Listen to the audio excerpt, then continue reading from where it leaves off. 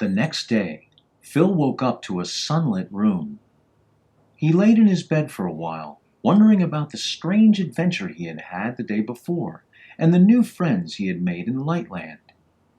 He still didn't know how he had gotten there or how he had gotten home.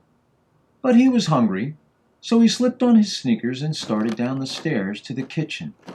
Suddenly, everything went dark. "Mom? Dad? Are you up? Why is the house so dark all of a sudden?" Phil felt what seemed like rocks under his feet, and his clothes kept catching on what seemed like thorn bushes and pickers. "What's going on here? Where in the world am I?" Suddenly, he heard something like moaning or crying, like they were hurt. "Hello? Is someone there?" Now Phil began to feel a little scared. This is like a weird movie, he thought. I don't like it. "Over here!" a voice called.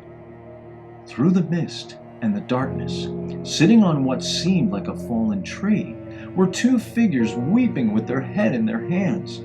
"Lenny! Gwen! Is that you? What are you doing here? And what is this horrible place? Why aren't you in Lightland? And why are your lights gone out? Oh no! This must be the Shadowvalley, and you must have disobeyed the great Lifelight. Oh, Phil, we're so glad you're here," cried Lenny. "Oh, why did you guys do it? And how could this have happened?" Phil cried. "I didn't mean to do it," Lenny answered. "It was really more of Gwen's fault."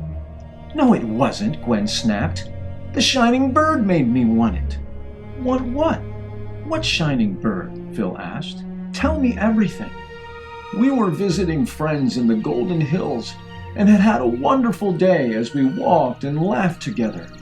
Suddenly, we realized that we had wandered right to the edge of the Shadowvalley.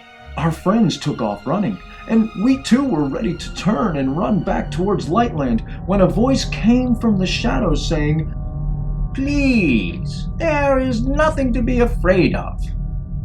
We paused, just for a moment, but long enough to see that the voice came from a glittering bird perched in a tree right on the edge of the valley. 'Why do you run from treasure?' asked the bird. 'Treasure?' I said.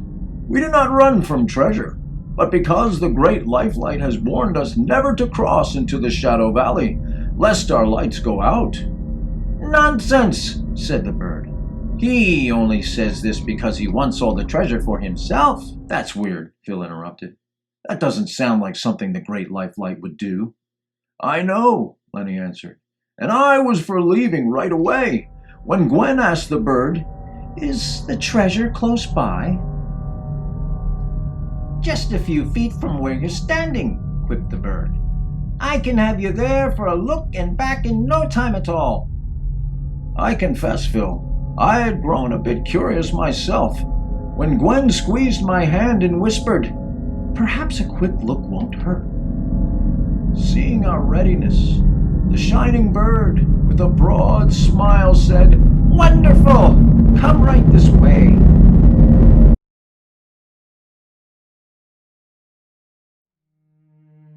We started forward, and no sooner had we taken our first step into the valley when the bird disappeared. Our lights went out, our clothes turned black, and all was shadow and misery. We've been wandering now for days, lost, tired, hungry, and without hope. Phil, what fools we have been. We had life, we had light and friendship with our Maker, but now all is lost. Oh. Phil looked at his poor friends, but didn't know what to say. Finally he spoke. "There must be a way back to Lightland." "If there is," Gwen cried, "we sure don't know the way."